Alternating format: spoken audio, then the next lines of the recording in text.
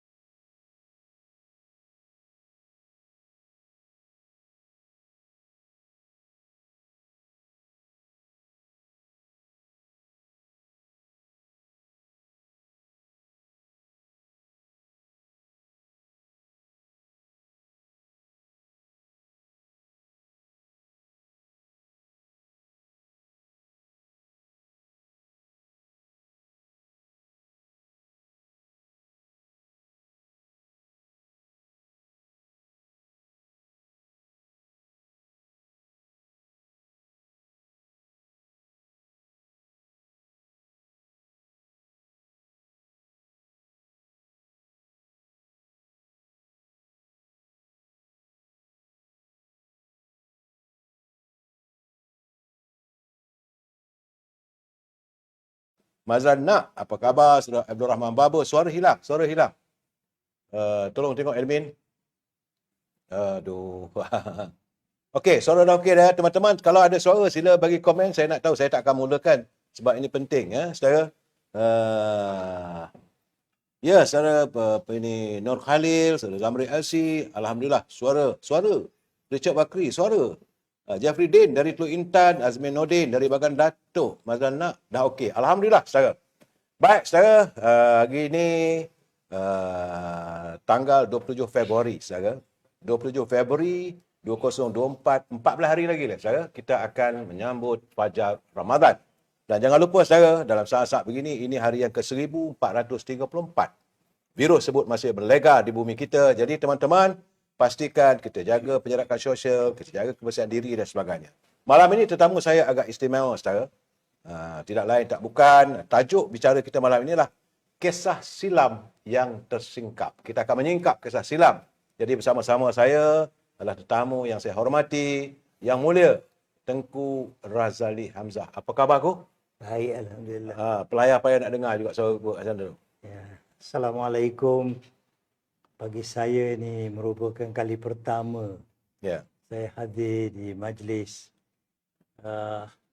Studio AHF. studio VHF. AHF. AHF. Ya. Dan harap dapat saya sumbang sedikit pandangan Cool. tentang politik semasa dan juga perkara-perkara yang telah berlaku dan mungkin tak diketahui oleh sebahagian daripada kita kerana bukan tak mau diberitahu, tetapi mungkin perkara itu berlaku di belakang tabir dan tak terbuka sangat untuk kita mengetahui. Ya. Okey, selain daripada Yang Mulia Tengku, moderator kedua saya tidak lain tak bukan sahabat karib saya, iaitu pimpinan daripada Parti Keadilan. Kena jemput saya. Bila saya jemput pimpinan UMNO, penasihat UMNO, kena jemput juga orang keadilan, barulah fair sebab sekarang ni kerajaan perpaduan. Itu Saudara Said Badli. Apa khabar Tuan Said? Sila. Baik, alhamdulillah. Apa khabar Datuk? Baik, alhamdulillah. Ini tentunya satu penghormatan yang cukup besar buat diri saya sebagai generasi muda. Malam ini dapat sepentas dengan legenda politik Datuk Tengku Tan Sri Razali, yang memang malam ini akan kita kupas banyak isu daripada sejarahnya, perjalanan sejarah politik Malaysia, perjalanan kerajaan, pandangannya pada kerajaan hari ini. Tentunya itu ramai yang nak tahu dan saya sebenarnya berasa begitu teruja lah kerana Datuk Kamal berikan saya penghormatan untuk duduk sepentas dengan ku ni. Memang luar biasa lah malam ini, insyaAllah. Okey, saudara. Jadi permulaan bicaranya cuma nak tanya dengan ku lah ku. Mohon ku sebagai pengkesan awal. Bagaimana ku boleh terjun dalam dunia politik ku? Sebab ku sebagainya bukan orang politik. You belajar di London, University Belfast. Di Belfast, kemudian di London. Sebenarnya saya sendiri pun tak rancang nak jadi ahli politik. Tetapi dalam gerakan pelajar sama ada di Belfast ataupun di London. Saya memang aktif dan ambil bahagian utama juga sebagai presiden di Belfast dan di London. Saya menjadi presiden Persatuan Pelajar-pelajar Malaysia di London, di Great Britain lah, dan aktif mengambil bahagian dalam gerakan pembebasan negara-negara yang pernah dijajah tempoh hari, terutama sekali di Timur Tengah, macam Algeria dan lain-lain negara di sebelah lautan Mediterani, dan juga gerakan-gerakan sosialis yang digerakkan oleh badan-badan tertentu termasuk parti politik di Britain sendiri. Dan pada masa itu gerakan sosialis kuat sekali. Dan tak dapat tiada kita mesti terlibat dalam usaha-usaha yang digerakkan oleh pihak aktivis politik yang ada di London ketika itu. Jadi itulah permulaan bicaranya bahawa yang mula Tengku dia bukanlah asal-asalnya orang politik, dia ekonomi. Kata nak belajar undang-undang nak ke rasanya tak? Ku sempat aku. Ya, undang-undang. Ya, saya balik ke Malaysia tahun 62. Kerana almarhum ayahanda saya kena stroke. Dan beberapa hari tinggal di Kota Baru, dia pun meninggal dunia. Selepas ke bumi ayahanda saya pun bersiap nak balik ke London. Kerana saya belum lagi habis persekolahan saya ataupun pengajian saya di bidang undang-undang di Lincoln's Inn. Cuma peperiksaan akhir, the final exam yang perlu saya hadiri. Tetapi nak balik tu saya kena pergi menghadap Tengku dulu. Kerana Tengku yang jemput saya balik untuk hadir pengkebumian almarhum ayahanda saya. Jumpa Tengku di residensi, dia dah siap nak pujuk saya jangan balik. Jadi saya kata saya kena balik kerana tak lama lagi nak habis persekolahan ataupun pengajian saya di bidang undang-undang. Dan ini final paper dah, final exam. Tapi dia kata, dia kata tak perlu balik lah. Dia kata tolong ayah di Kelantan. Dia kata, kerana Kelantan kita baru kalah kepada PAS dalam pilihan raya yang lepas.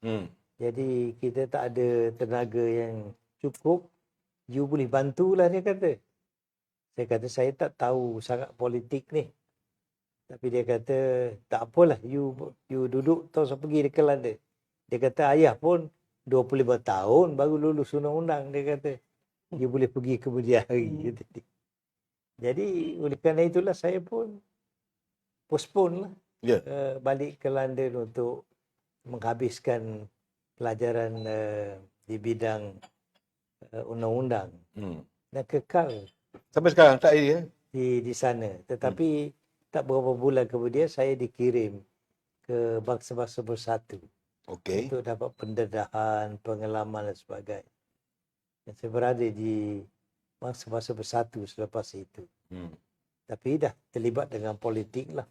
Jadi ahli UMNO, pergi ke London, dah terlibat dalam macam-macam perkara yang berlaku di sana. Apatah lagi ketika itu Malaysia ura-ura ditubuhkan. Dan itu tahun 62. Jadi saya pun suka tak suka terlibat dalam soal ini. Penubuhan Malaysia. Ya, kerana ada pemberontakan di Brunei oleh kumpulan Azhari. Dan ini kecoh di Bangsa-Bangsa Bersatu masa di sana. Dan juga berlaku semasa saya berada di New York ketika itu, ancaman Perang Dunia Ketiga. Ya. Kerana Khrushchev ancam nak hantarkan berbagai-bagai senjata nuklear ke Cuba. Cuba, okey. Untuk dipasang di Cuba menghadapi Amerika Syarikat. Presiden Kennedy menentang usaha ini dan menyekat kapal yang nak bawa senjata ini ke Cuba. Dan di situ ketegangan dapat dirasa oleh kita semua. Kita ingat dah habis lah. Ya, Guru. Kerana kalau dia letupnya nuklear bom, kita semua akan mati. Tapi Alhamdulillah Tuhan beri kita kesempatan lagi melanjutkan usia kita. Dan sampai sekarang kita ada lagi. Ya, saudara, begitulah warna-warni politik yang mula Tengku Razali daripada seorang pelajar ekonomis, nak belajar je seorang dalam bidang undang-undang, tiba-tiba dipanggil, dijemput oleh almarhum Tengku Abdul Rahman untuk menyertai politik. Tuan Syed, you nampak gaya macam nak bertanya sesuatu. Silakan. Daripada rentetan cerita Engku terhadap sejarah permulaan Engku berjalan di dalam politik ini, dapat kita tangkap satu fakta, iaitu guru Engku sebenarnya adalah tokoh Brahman. Guru politik. Guru politik Engku itu adalah sesuatu yang sangat mahal.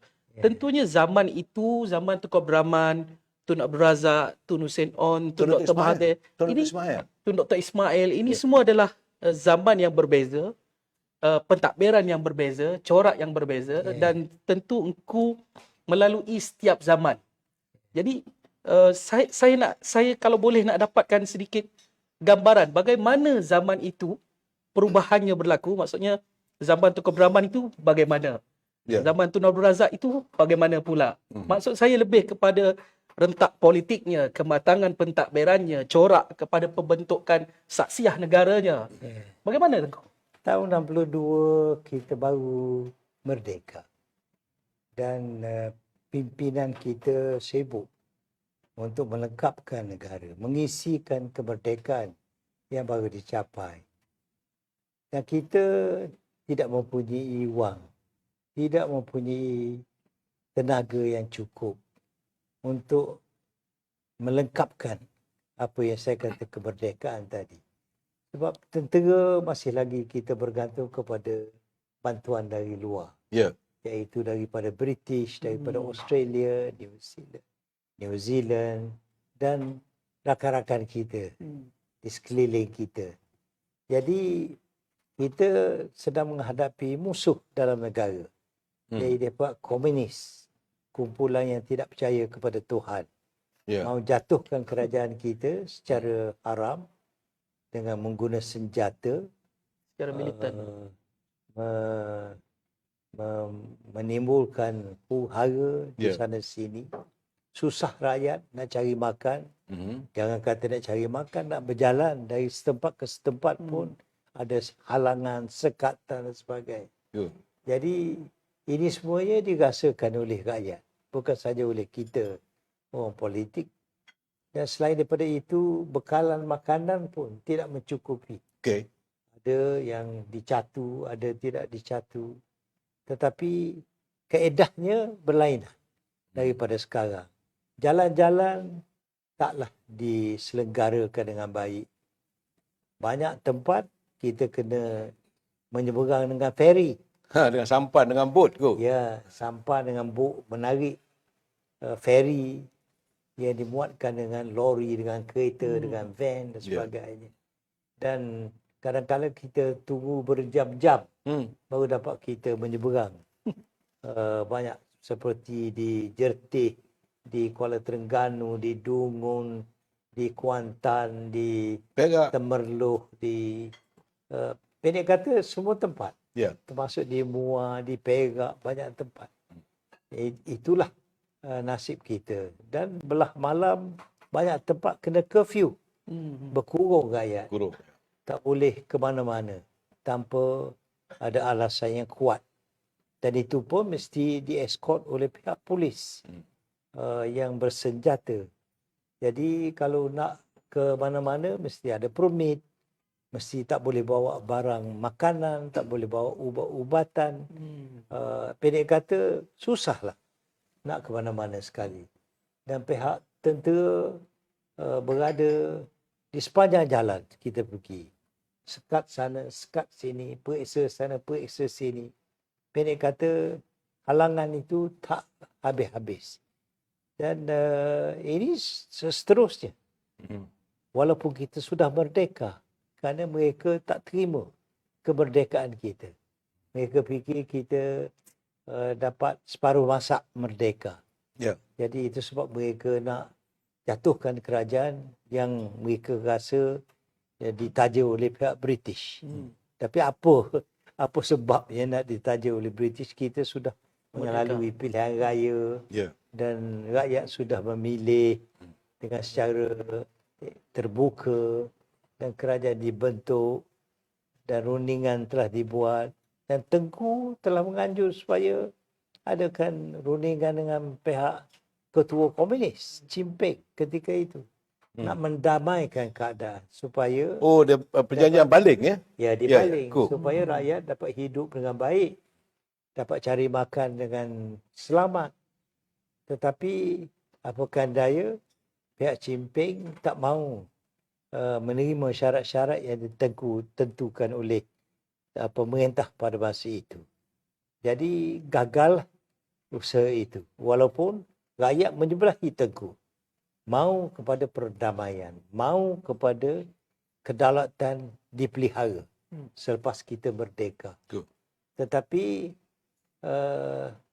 walaupun kita tak cukup keuangan, tak cukup tenaga dan alat kelengkapan, tetapi kita jalankan juga.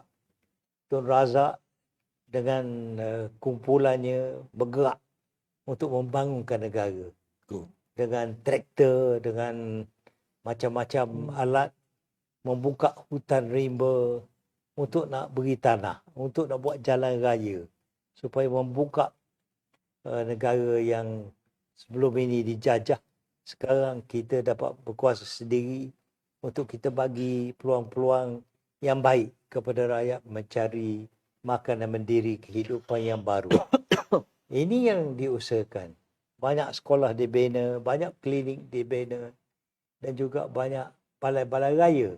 Simbol kita bebas bersuara. Simbol kita boleh berpakat memikir apa yang perlu dilakukan di kampung kita, di dalam negeri kita misalnya. Jadi kesedaran tu ada di kalangan rakyat. Dan walaupun kita berhadapan dengan berbagai-bagai masalah, kena serah hendap sana sini, rumah terbakar, tempat-tempat kena bom, dibom dengan letupan hand grenade dan sebagainya, tetapi kehidupan rakyat berjalan terus dan polis memberi kawalan untuk menjaga keselamatan rakyat dan kita berjaya dari segi itu.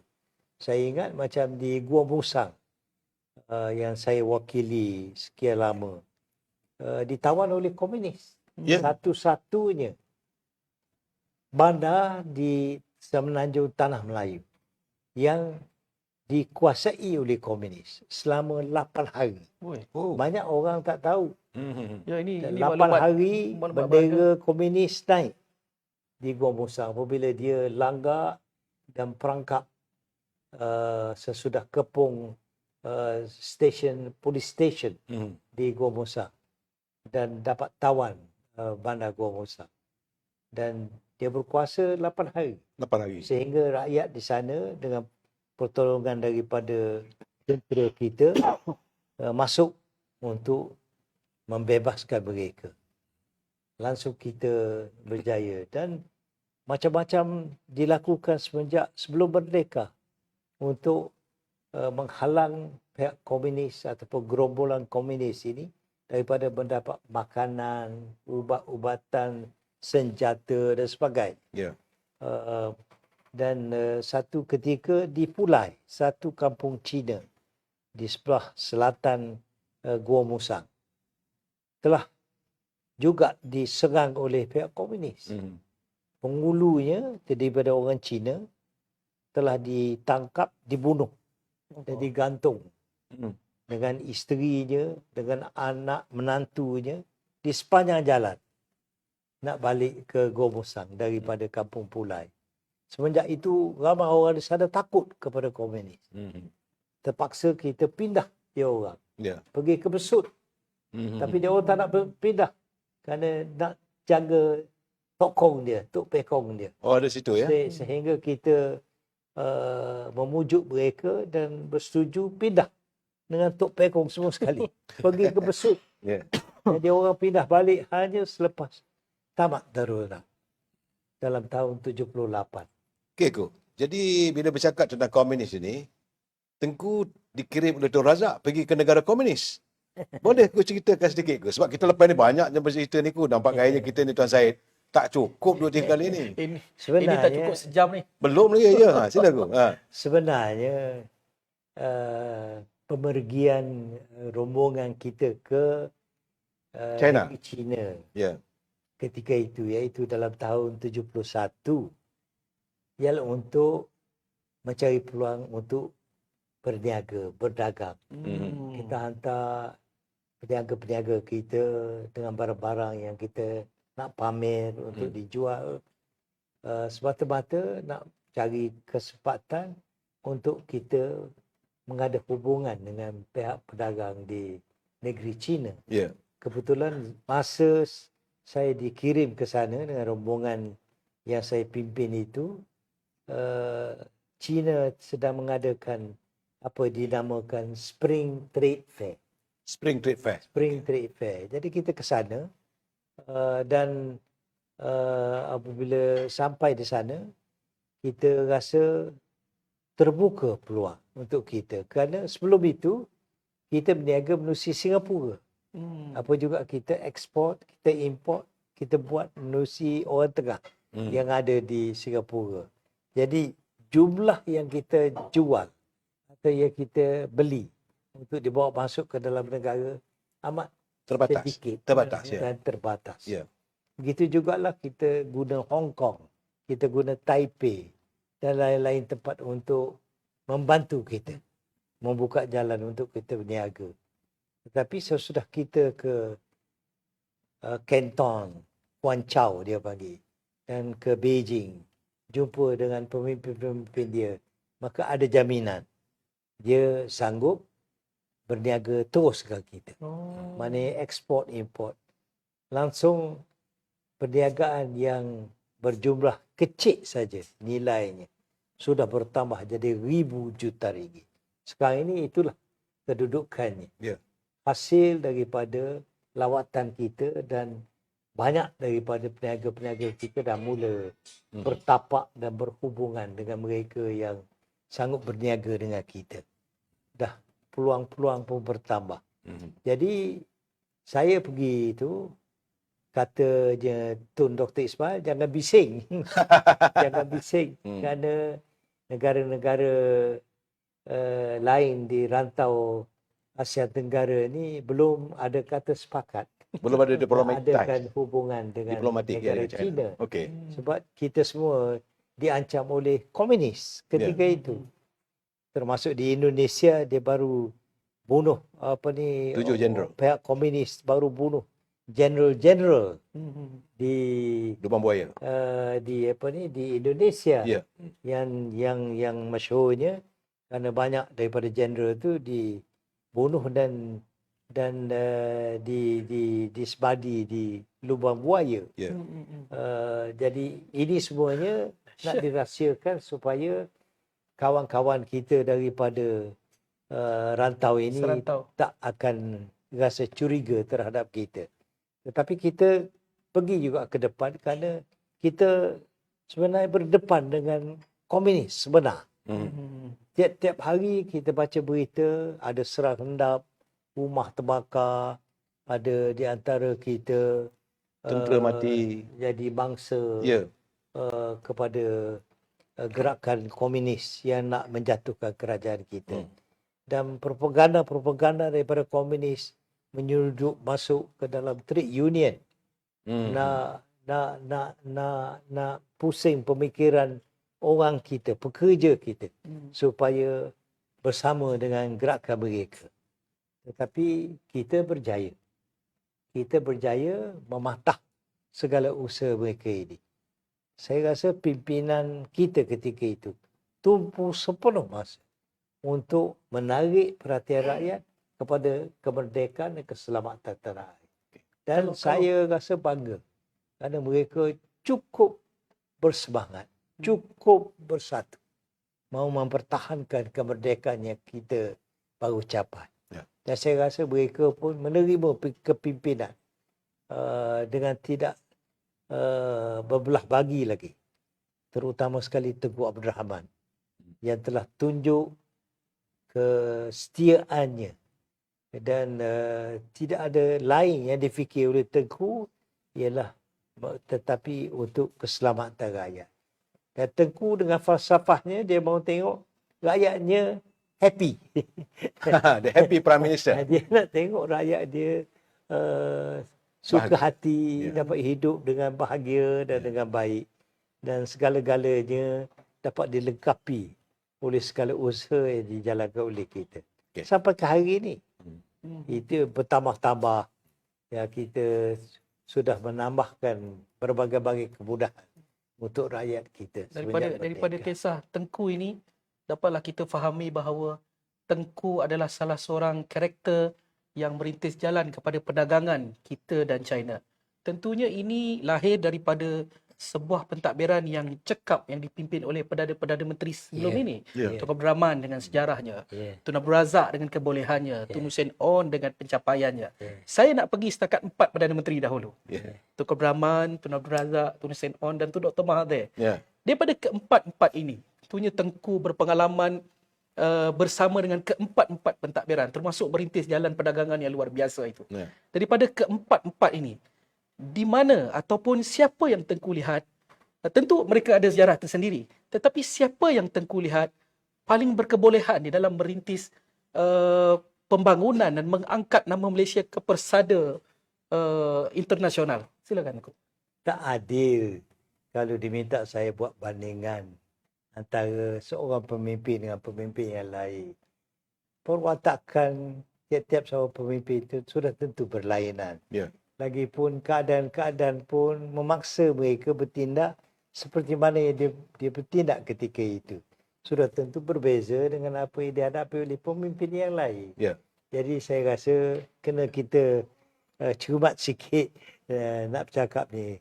Tentulah saya akan kata orang ni lebih baik daripada orang itu. Tetapi dari sudut mana? Dari sudut mana? Saya rasa kena berlaku adil. Tetapi jelas sekali Tengku telah berjaya menyemaikan semangat perpaduan, menyemaikan semangat mahu hidup bersama dan ambil kira sensitiviti di antara satu dengan yang lain. Jangan kita berkata sesuatu yang boleh menggores hati pihak yang lain. Itu tidak akan membawa kepada kebaikan ataupun perpaduan. Tengku jaga ini, sungguh jaga. Walaupun Tengku suka berseluruh, dia suka berjenaka dengan sahabat-sahabatnya, tetapi tidak dengan tujuan untuk menghina, menyebabkan orang luka hati ataupun sakit hati. Jadi setiap tindakan dia itu adalah untuk tujuan membawa sebagai satu keluarga. Makin rapat, makin padu, makin kuat, makin bersatu. Jadi itulah. Jadi kalau nak banding antara Tengku, Tun Razak, Tun Dr. Mahathir, saya rasa tak adil. Okey Tengku, saya patut melihat banyak juga catatan-catatan yang menyebut bahawa Tengku adalah dilihat sebagai antara orang terakhir di saat-saat almarhum Tun Razak mahu menghabiskan nafas terakhir di London. Dan kalau tak silap patut, ada buku yang menyatakan permintaan Tun Razak untuk menyelesaikan masalah Datuk Seri Anwar Ibrahim. Boleh ku jelaskan dalam keadaan begini ku? Yalah, Saya diminta Ya. ikut sama dengan arwah Tun. Ya. Saya tak tahu dia sakit sebenarnya. Mhm. Kerana dia kata dia nak bercuti di di France, Ya. di selatan France. Saya sangguplah untuk meneman dia dalam masa dia bercuti. Tak tahu yang kemudian saya terima telegram minta saya terus ke London kerana lawatannya ke selatan Perancis sudah dibatal. Okey. Barulah saya tahu dia masuk hospital. Dan bila saya tiba di London, Datuk Abdullah, dia Suruhjaya tinggi kita di London, telah menunggu saya dan memberitahu saya Tun Razak sakit teruk. Berada di London dan sudah berada di hospital sekian lama. Jadi saya pun terus pergi ke London. Tapi belum saya sampai ke London, saya kata mengapa tidak kita berhenti di hotel saya sekejap, boleh tinggal beg-beg ni dan kita boleh terus ke hospital. Ya. Sebelum saya dapat turun dari kereta, Tun Razak sampai ke hotel yang sama. Dengan satu van ikut dia, dengan beg-beg juga. Saya kata, tu nak ke mana? Dia kata, saya datang nak duduk dengan you, dia kata. Di hotel.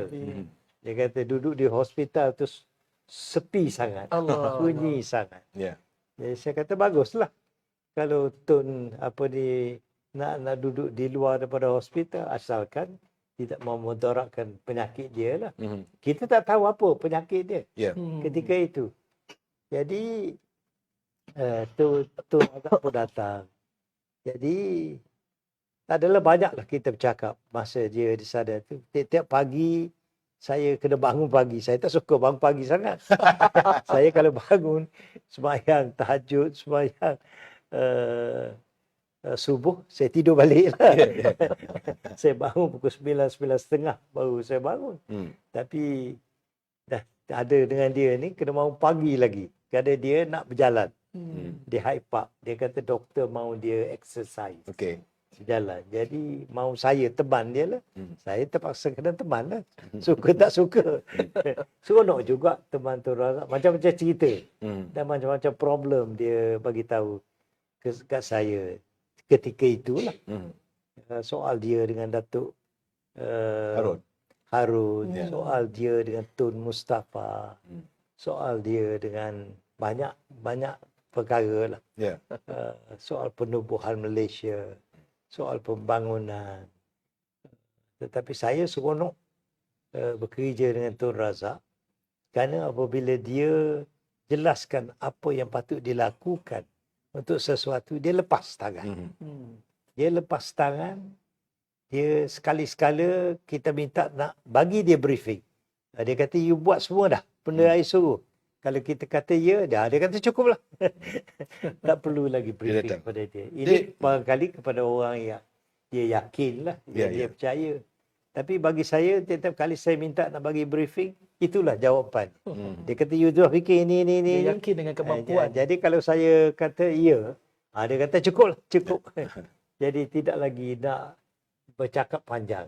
Jadi menyentuh dari Seri Anwar Ibrahim macam mana? Masa itu ada Seri Anwar Ibrahim pemimpin Persatuan Pelajar aja, Habib. Masa tu Datuk Seri Anwar masih pemimpin dan belajar di universiti. Belajar di universiti. Dan dia ketua ABIM.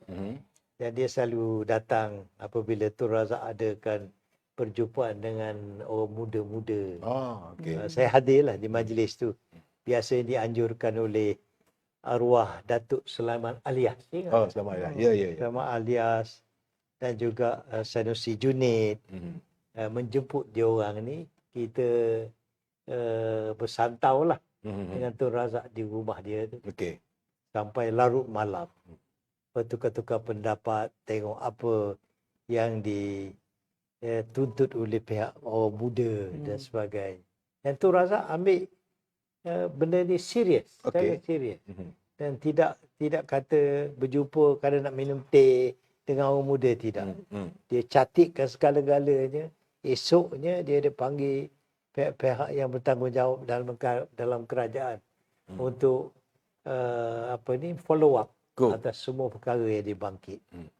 Dan daripada apa yang Tengku sampaikan ini, maksudnya Datuk Seri Anwar telah pun berada di dalam, bahasa orang muda adalah berada di dalam radar lah, atau berada di dalam matanya Tun Abdul Razak, melihat sebagai dia mungkin akan menjadi satu tokoh masa depan mungkin pada ketika itu. Saya tak tahulah. Tetapi bagi saya masih ingat Tun Razak kata kita kena kontak dia orang ni selalu. Kena berhubungan dengan dia orang. Dan kita kena layan kehendak dia, kerana they are thinking differently daripada kita. Dan dia kata kalaulah kita dapat melayan tuntutan mereka, barangkali sebahagian daripada masalah akan datang dapat kita anticipate, kita boleh lakukan untuk menyelesaikan masalah orang muda-muda di masa akan datang. Ini nanti saya ni monitor apa hal? Saya tengok sebab gambar tak clear. Okey, So, okey. cakapnya Di ini- skrin okey. Skrin ada ya. Ha. So admin ni satu hal juga buat saya marah juga kadang. Kan? Duplicating. Nah, Tengku, di samping itu saya patut merasakan bahawa selain daripada Datuk Anwar Ibrahim, macam mana Tengku memujuk dia masuk UMNO tu? Sebab waktu itu dia bukan berada dalam UMNO tu. Ya, dia bermula dengan ABIM, gerakan. Dia mula dengan ABIM, lepas tu anak lebih muda. rapat dengan PAS. Macam mana Tengku? Yalah, saya pernah jumpa dia di rumah Tun Razak. Tapi saya pun pernah pergi ke rumah Mak Yang. Oh, Arwah mak dia, okey. Arwah mak Datuk Seri Anwar. Kalau saya melawat Pulau Pinang, saya singgahlah di rumah Mak Yang. Dan selalu cerita hal Anwar dia. Walaupun saya tak kenal Anwar pada masa itu. Okey. Tetapi akhirnya Ibrahim Ali datang jumpa saya. Dia kata dia baik dengan Anwar. Dan dia kata nampak Anwar nak jumpa Tengku. Saya kata bolehlah, ajak dia kemari. Dan saya dulu masa jadi Menteri Keuangan tu, saya biasanya bekerja sampai larut malam. Oh, gitu. Kalau dekat-dekat dengan bajet, saya kerja sampai pukul 11. 12 malam pun ada. Kadang-kadang sampai 3-4 pagi. Kadang pada masa itu belum ada komputer lagi. Tidak ada word processor. Jadi kalau saya buat ucapan tu, separuh jalan, kita kena berhenti, kena baca. Kena baca, kena retype kalau kita buat pindaan. Allah. Tetapi sekarang dengan word processor, kita boleh tukar sana sini. Memang mudah. Kita boleh tukar pages pun. Kita boleh cut and paste. Macam-macam. Tetapi Anwar datanglah ke kementerian jam 10, 10.30 malam. Malam ke Ya, dia datang jumpa saya. Kita bekerja malam tu. Sunyi sikit sebabnya tak ada orang mengganggu kita dengan appointment, dengan meeting. Lebih personal lah. Ataupun tak ada orang datang ke kementerian. Jadi Anwarnya nak tahu apa yang saya sedang rancang untuk nak dilakukan dalam perubahan yang diusulkan oleh Dr. Mahathir. Dr. Mahathir ketika itu duduk fikirkan bagaimana nak terapkan nilai-nilai Islam dalam pentadbiran dia. Jadi salah satunya ialah ini idea daripada Tengku Abdul Rahman sebenarnya.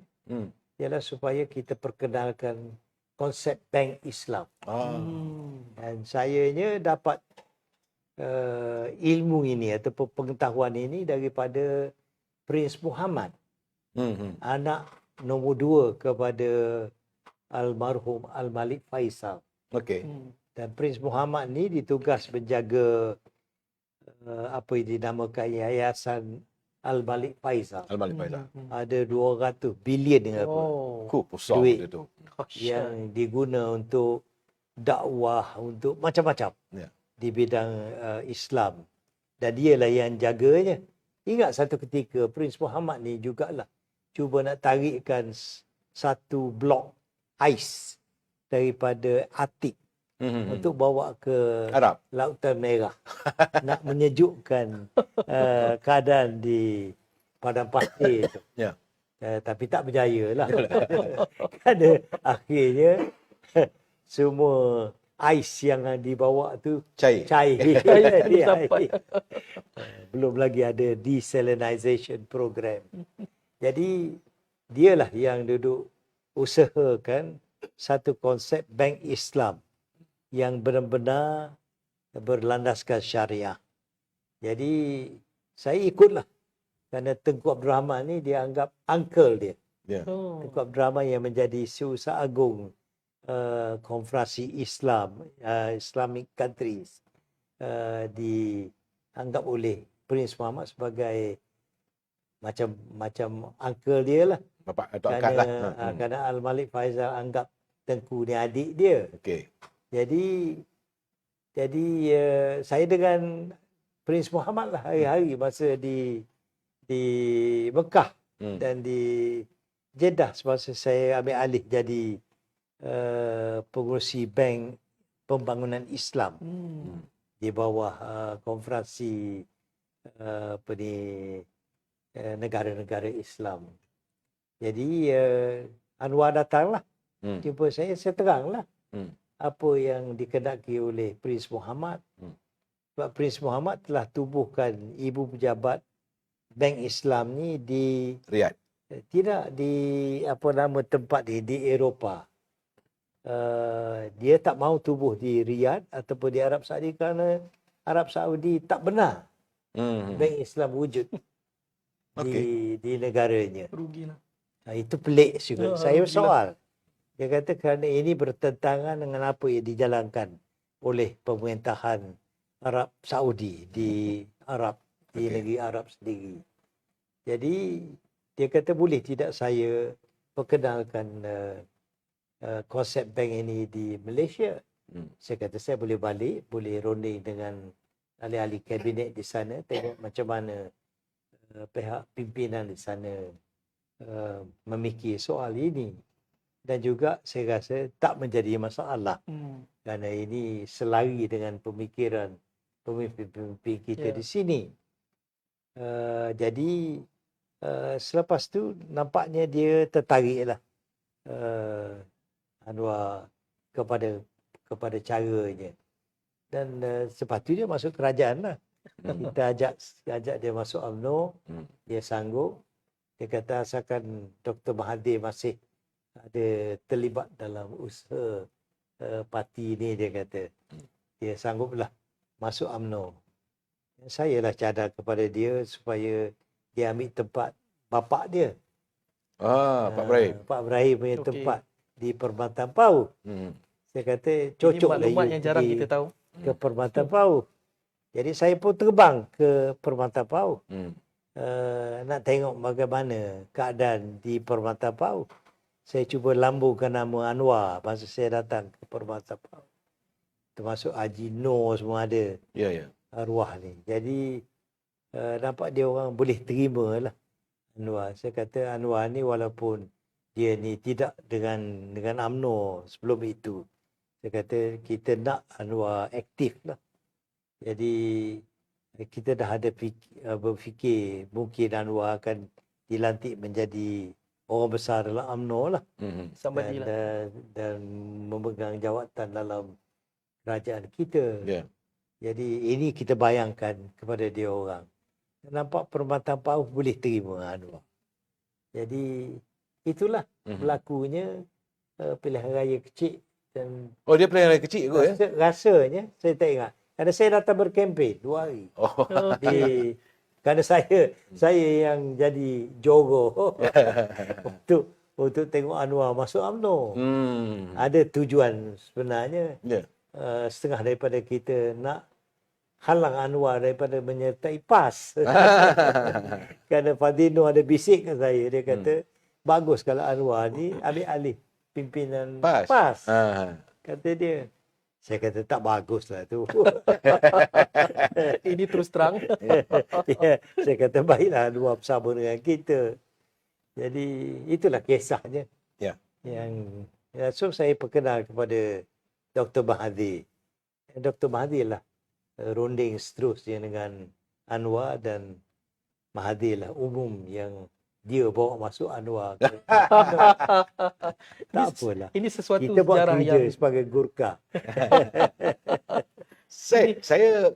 Kita nak beralih pula sikit lah. Itu cerita sejarah Datuk Seri Anwar Ibrahim. Sekarang ni beliau juga sebagai Menteri Kewangan. Tengku juga mantan Menteri Kewangan. Dan sekarang ni negara kita dalam keadaan suasana ringgit kita ni tak begitu menarik nampak gayanya dari segi nilai kita berbanding dengan dolar Amerika. So apakah kita perlu bergantung dengan Amerika? Sebab Datuk Seri Anwar Ibrahim juga dia kata dia sedang tidak hanya menggunakan mata wang Amerika US dollar dalam pertukaran dengan negara China, Indonesia dan sebagainya.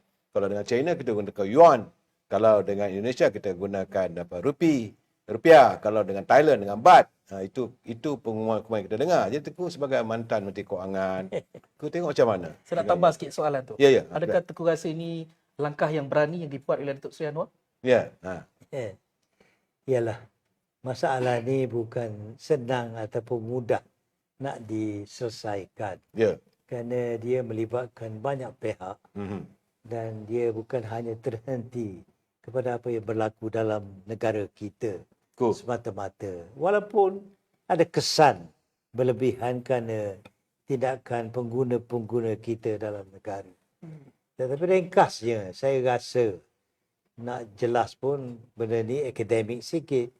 Saya rasa kerana daya pengeluaran negara rendah. Oleh daya pengeluaran rendah, tak cukup kita barang-barang yang dikeluarkan oleh kita. Dan nilai barang-barang yang dikeluarkan oleh kita pun tidak mempunyai mutu yang tinggi. Sehingga kan kita tak dapat menikmati harga ataupun kos yang berpatutan kepada barang-barang yang dikeluarkan oleh kita. Oleh sebab itu, daya pengeluaran rendah, maka tukaran asing sudah berubah-ubah. Ini kerana kita beli barang daripada luar negara. Kerana daya pengeluaran kita rendah, hingga ke bawang pun kita beli daripada luar negara. Cabbage pun kita beli daripada luar negara. Kelapa pun. Bukan saja kelapa. Lada pun kita beli daripada luar negara. Jadi banyak benda yang kita boleh usahakan sendiri dalam negara kita.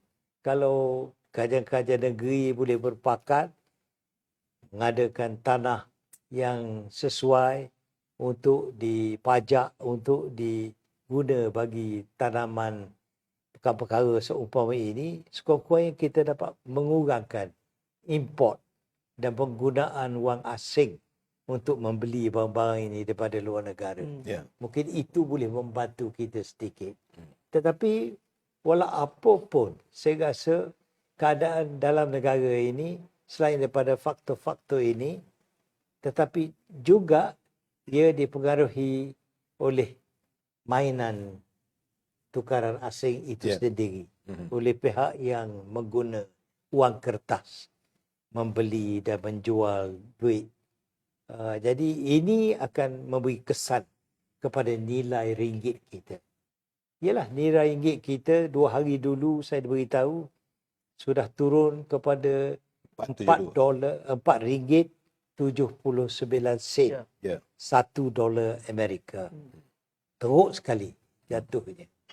Satu ketika dulu turun kepada RM4.80. Dan dibanding dengan dolar Singapura yang dulunya kita boleh guna 87 sen duit kita untuk $1. Dolar Singapura. Maknanya nilai ringgit kita tinggi. Tetapi sekarang ini terbalik. Nilai ringgit Singapura sekarang ini lebih mahal daripada kita. RM3.57. $1 Singapura. Jadi saya rasa tak menasabah. Kerana keluaran di sana, keluaran di sini agak sama. Tetapi oleh kerana penilaian itu, oleh sebab mainan tukaran asing, maka sudah lari nilaian ke atas ringgit Malaysia itu sendiri. Jadi saya ada cadang satu ketika dahulu. tak berapa lama dululah. Saya kata kalau kita boleh bercakap dengan pihak China. Sebab di antara negara-negara yang sekarang ini mempunyai reserve yang besar, ialah negara China. Sebab negara China kerana dia mengkali pandai jaga wang dia dan dapat menjimatkan perbelanjaan dia barangkali. Dia dapat membeli treasury bills yang kerajaan Amerika Syarikat keluarkan dari masa ke semasa. Kalau dia nak cetak lebih banyak wang kertas dia kena minta kebenaran IMF. IMF kalau beri kelulusan kepada dia, mensyaratkan dia keluar treasury bills sebanyak yang nilai yang dia nak keluar wang kertas. Jadi apabila wang kertas nak dicetak, treasury bills dikeluarkan oleh kerajaan Amerika Syarikat. China nya membeli treasury bills ni. Saya diberi faham China telah mengumpul menerusi pembelian dia hampir $7 trilion. Ui, $7 trilion. Duit inilah juga China telah mengguna untuk membiayai projek-projek di Sri Lanka, di Pakistan, di Zimbabwe, di banyak negeri di Afrika, di Venezuela dan sebagainya. Jadi kita tak pernah berhutang sebanyak itu dengan negeri China. Ada 2-3 projek yang dilakukan oleh kita di Melaka, di Selangor dan juga di Pahang. Tetapi tidaklah sebanyak yang disuarakan oleh setengah-setengah pihak. Tetapi saya rasa kalau kita boleh cadang kepada China di bawah Road and Belt punya rancangan dia menggunakan wang dia untuk dilabur di merata tempat di dunia. Apa salahnya kalau dia pindah 4 ke 5 bilion daripada jumlah yang ada, daripada 7 trilion dolar yang dia milik, simpan dalam bank-bank yang dia milik di sini. Simpan saja? Dia ada 3 bank. Bank Construction, Bank of China dan satu lagi bank. Saya sendiri lupa nama. Jadi kalau dia pindah duit itu, daripada disimpan di Shanghai ataupun di Beijing, simpan di kita di sini, di Malaysia. Saya rasa kalau dia pindah duit itu, simpan di sini, nilai mata wang akan 4-5 bilion. Dengan sendirinya nilai mata wang akan naik nilai kita. Banyak mana saya tak dapat kata sekarang lah. Tapi kalau kita kira, dia akan memberi kesan yang positif kepada ringgit kita. Dan akan naik. Apabila naik, tentu sekali modal dari luar akan masuk. Masuk untuk membeli saham-saham yang rendah sekarang. Dan membeli harta tanah kita yang boleh beli dengan harga 1/3 sekarang. Kalau guna duit Singapura. Orang Singapura boleh beli tanah di negeri kita ni dengan diskaun 60%. Kerana murahnya nilai ringgit kita. Begitu jugalah Amerika Syarikat boleh membelinya. Jadi kita nak kena jaga tu supaya tidak dimilik oleh orang asing banyak tanah-tanah kita. Tengoklah apa yang berlaku di Palestin. Dia orang sanggup membunuh kerana nak milik tanah. Cadangan aku untuk meningkatkan ekonomi kita ni pada PMX macam mana pandangan dia? Jadi kalau kita berbuat demikian, nilai ringgit kita akan naik. Dengan sendirinya kalau nilai itu naik tinggi, hutang kita luar negara dengan sendirinya akan terhakis. Tidak se-value 1.5 trilion lah. Akan menjadi paling rendah. Maka nilaian wang kita penting ditingkatkan dengan seberapa cepat yang boleh. Dan kos hidup pun akan turun. Kerana barang-barang yang kita import dulu mahal, sekarang dapat dibeli dengan harga yang murah. Sesudah tukaran asing kita sudah mendapat pengubahsuaian, adjustment. Dan sudah tentu ini menguntungkan rakyat ramai. Daripada cerita Tengku ini, itu bermaksud bahawa Tengku adalah salah seorang tempat rujukan yang juga merupakan guru politik pada Datuk Seri Anwar. Bolehlah saya pakai istilah itu.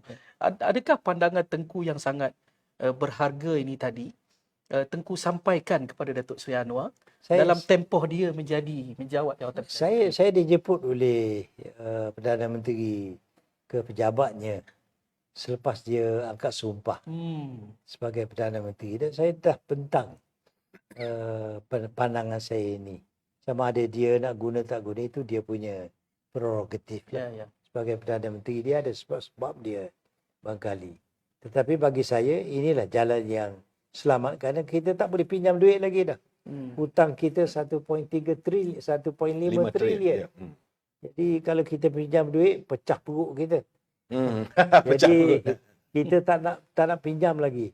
Tapi kalau kita minta dia orang simpan duit dalam bank yang dia milik, bukan kita milik, dia milik. Dan kita akan bagi segala kemudahan dan pertolongan kepada dia sebagai bantuan untuk dia mengguna duit itu kalau dia nak guna. Dan apa juga jenis perniagaan yang dia nak lakukan menerusi bank-bank dia di sini. Saya rasa itu boleh meredakan keadaan di sini. Dan rakyat barangkali boleh membeli barang-barang dengan harga yang berpatutan. Saat ini aku patut melihat bahawa kebergantungan kita dari segi ekonomi banyak bergantung kepada Petronas. Petronas adalah merupakan syarikat yang ku asaskan zaman ku jadi pengurusi Petronas. Sekarang ni boleh ku ceritakan sikit tentang Petronas ni ku. Sebab sebut Petronas tak boleh lari dari Razali ni. Iyalah. Tapi saya sendiri tak dapat maklumat yang baru lah mengenai Petronas. Tinggal lagi Petronas sudah jadi syarikat gergasi, satu syarikat yang pertama diiktiraf sebagai Fortune 500 dalam klasifikasi dia lah. Berarti satu syarikat yang kokoh, yang gagah, yang bertahan daya maju. You nak tanya pasal Petronas? Sila, teruskan. Tak, saya melihat, aku patut minta maaf aku. Patut melihat bahawa Petronas ni adalah the only source yang sekarang ni yang kita realize untuk ekonomi kita. Adakah itu Tengku rasakan satu-satunya? Yalah, Petronas nasib baik kita dapat gabungkan hartanya dalam satu syarikat. Memberi kekuatan kepada kita untuk berunding dengan luar. Ataupun dengan mereka yang nak cari gali minyak di negara kita. Tapi kalau bertaburan syarikat dimiliki oleh negeri ini, tidak ada kekuatan untuk kita nak runding dan nak syaratkan supaya syarikat-syarikat yang datang mencari gali minyak di perairan kita patuh kepada syarat-syarat yang dikenakan oleh kita. Oleh kerana itu kita dapat bertahan begitu lama. Dan kita dapat juga kehormatan daripada mereka kerana kita berlaku adil kepada semua yang datang berunding dengan kita. Okay, patut ni selain dapat sebut Petronas ni, patut teringat Pernas. Pernas ini diasaskan zaman Tengku. Boleh aku cerita sikit latar belakang macam mana penubuhan Pernas dan Petro hilang daripada radar. Ini satu benda yang ramai orang tak tahu. Banyak orang tak tahu. Daripada penubuhannya, kejayaannya, kemudian kehilangannya, jatuh bangunnya. Pernas. Itu ramai yang tak tahu. Saya jadi pengurusi Pernas. Apabila saya mengambil alih Malaysia National Insurance. Saya juga jadi pengurusi. Dan Pernas ni banyak cabangnya. Ya. Binaan, harta tanah.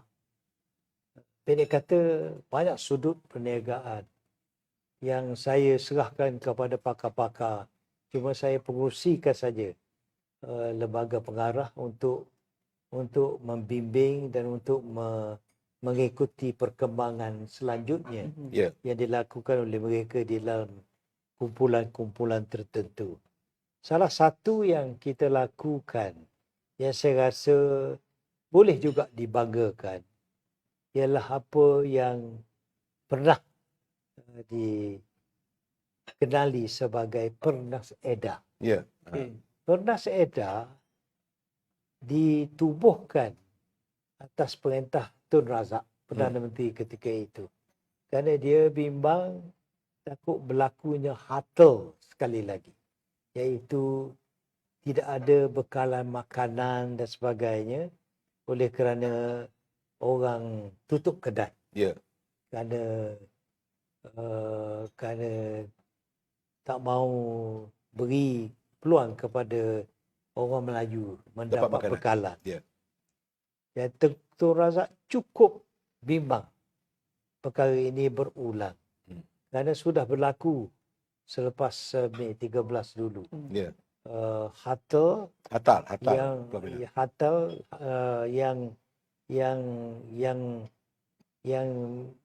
nyaris menyebabkan banyak orang kita tak dapat bekalan makanan. Okay. Jadi saya diperintah supaya cepat-cepat tubuhkannya dan adakan rangkaian cawangan di beberapa tempat. Seluruh negara. Seluruh negara. Yeah. Supaya rakyat biasa boleh dapat bekalan. Apa juga? Barang makanan, barang binaan, paku, zinc, sekeping, dua keping. Boleh dibekalkan oleh Pernas Edah. Cepat-cepat saya dapatkan satu konsultan dari England yang datang membantu kita dalam masa yang singkat, dan telah berjaya kita menubuhkan Pernas Edah sesudah kita latih orang-orang.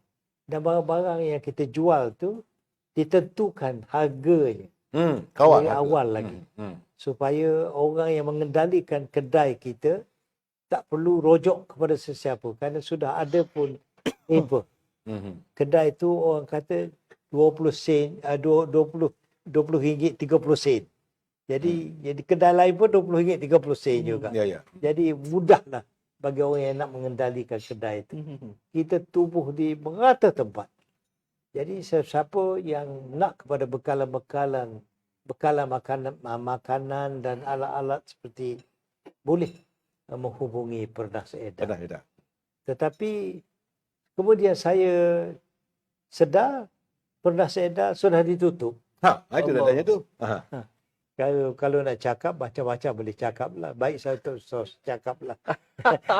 Tapi rasa aja, apakah wajar Perdana Menteri ada sekarang ni menghidupkan semula Pernas Edah? Konsepnya itu Tengku. Maksudnya mengadaptasi konsep Pernas Edah itu dalam keadaan struktur ekonomi kita, mata wang kita yang agak lemah.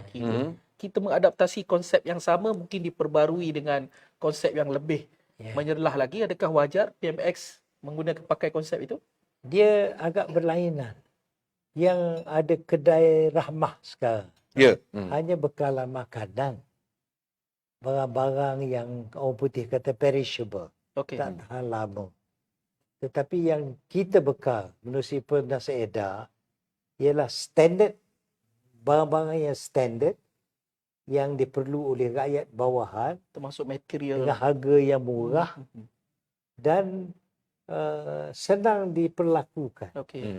Jadi kita rasa kalau ada di semua tempat, rakyat tak perlu berjalan jauh ataupun pergi jauh untuk mendapat bekalannya. Kerana ada di depan rumah seolah-olah je. Jadi mudah siapa nak dapat bekalan. Jadi kalau nak zinc 2 keping pun tak perlu pergi ke hardware store. Kalau nak paku setengah kotak pun tak perlu beli banyak daripada kedai yang memaksa kita beli 10 kotak, kerana boleh dibeli sebagai macam rokok lah. Macam kedai rokok dulu, kita nak sebatang pun boleh beli. Boleh kita ambil sebatang. Dia jual sebatang rokok. Tak perlu kita beli separuh daripada kotak rokok. Kelihatannya konsep rahmah dan konsep pernas edah, kalau dalam bacaan saya tu tidak lari begitu jauh. Cumanya mungkin rahmah ada sikit-sikit kelemahan. Kalau mungkin boleh kita... Saya tak tahu lemah tak lemah. Sebab saya tak mendalami konsep ini. Tetapi barangkali orang yang menganjurnya fikir dia boleh masuk syurga cepat sikit. Okey, saya sebenarnya banyak benda nak tanya Teguh lagi. Allah masa ni. Cuma ni sebelum saya berakhir ni, Teguh sebagai penasihat UMNO Malaysia, aku sekarang ni UMNO sedang mengadakan rally pada seluruh negara untuk mendapat kutipan. Saya tak jadi penasihat. Saya diumum bila saya meletak jawatan sebagai pengerusi Jemaah Penasihat. Kerana saya rasa tidak wajar saya pegang jawatan itu kerana tidak ada disebut dalam perlembagaan UMNO. Jadi tak logik ada jawatan yang tak disebut dalam UMNO. Maka saya tak ada taring, tak ada gigi dan gigit pun. Jadi saya baik letak jawatan. Jadi daripada nak cakap sana sini saya ni penasihat, padahal tak ada jawatan itu dalam perlembagaan UMNO pun. Jadi saya rasa baik saya tak terima jawatan itu. Tiba-tiba presidennya umum dalam satu perjumpaan masih lagi kata saya masih lagi jadi penasihat. Okeylah, tu terima aja aku. Tidak jadi pengerusi lembaga tapi masih jadi penasihat. Okey. Saya sendiri tak dapat nak kata apa-apa lah. Tak, cuma patut menyata gini, sebab UMNO sekarang ni sedang melakukan rally ke seluruh negara untuk mendapat pungutan tanda tangan ahlinya untuk rayuan terhadap ini isu pengampunan Tun Sri Najib. Jadi kita bukanlah menekan, tapi paling tidak pun merayu ihsan pada Yang Mahdi Tuanku Yang Tuan Agong. Jadi boleh komen tentang ini sikit pun. Saya fikir UMNO mempunyai masa depan yang baik dan cerah. Selagi orang Melayu menjadi penduduk majoriti di mana-mana, terutama sekali di tanah Melayu, UMNO mesti hidup. UMNO mesti mempunyai peranan untuk sekurang-kurangnya menjadi pelindung dan memberi semangat kepada orang Melayu di masa depan. Sekarang ini kalau kita ke kampung penuh dengan orang Melayu, ada bukan Melayu sikit, orang buka mulut saja dia kata UMNO. Tak boleh nafi. Bukan saya nak nafi kedudukan PKR dan sebagainya. Itu lumrah kita. Jadi kalau kita ke mana-mana, saya merata tempat pergi dan orang sering sebut, mana UMNO? Mengapa UMNO tak aktif lagi? Tapi penyakit yang melanda UMNO ialah duit. Kalaulah duit menjadi perhitungan dalam perjuangan, baik tutuplah. Jadi kalau tak ada lagi semangat nak berjuang untuk membela bangsa sendiri, negara sendiri, tak perlu berjuang. Baik menyerahkanlah. Itulah yang patut nak tanya pasal tanda tangan tu minta ihsan tuanku dalam isu Datuk Najib ni. Itu pandangan itu macam mana tu? Saya nak komen pasal sekadar ini soal legal. Dan legal ni kalau kita bercakap, walaupun menyentuh soal akademik, tak ke mana kita. Kerana ia berhubung kait dengan kedudukan faktor. Jadi kita hanya rasa simpati kepada Najib. Tapi orang bangkit pula kesalahan Najib. Dia kata, apakah itu tak patut kita bandingkan dengan hukuman yang dia terima. Bagi kita sebagai ahli UMNO, kita nak tengok pimpinan kita selamat. Itu yang penting. Kita dah emosional. Kita terpaksa membawa perasaan itu Kerana itulah tuntutan daripada ahli-ahli kita yang kenal Najib. Jadi saya pun begitu juga. Tengku pun emosional juga? Tidak emosional. Saya mesti hubung kait dengan perasaan. Kerana perjuangan ini, dia tak boleh kita ceraikan dengan perasaan diri kita. Yalah, Tengku pun baik dengan bapa almarhum, Tun Razak dan sebagainya. Tentu ada kasih dan sayangnya. Saya nak pergi kepada soalan Parti Melayu. Itu menarik tadi bila Tengku mengatakan bahawa bila bertanya kepada orang Melayu tidak akan lari menyebut soal UMNO. Tetapi realiti politik hari ini, ada sudah badan-badan pengganti.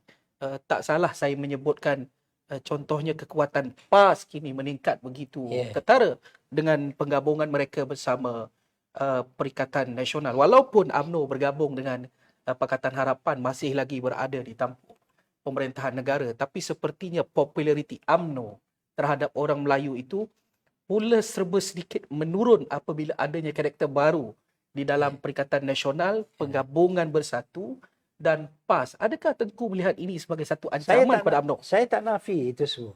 Tetapi yang saya timbulkan ialah perasaan orang Melayu yang tak boleh dicerai. Ini kata orang putih, the psyche of the Malays. Suka tak suka, Melayu nak pakai songkok. That's a psyche dia. You tak boleh nak kata Melayu moden tak patutlah, patut cukup kepala, cukup. Tak usah pakai kopiah, tak usah pakai songkok. Misalnya. Barangkali tak berapa you nak terima saya punya bandingan. Tapi seolah-olah begitulah.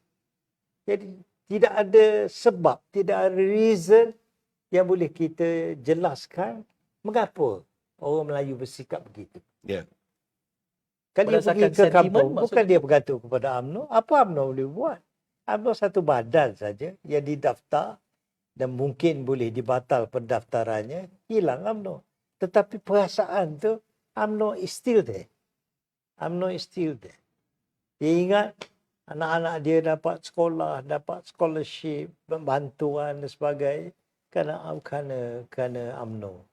Perjuangan UMNO sudah melalui begitu lama tempohnya.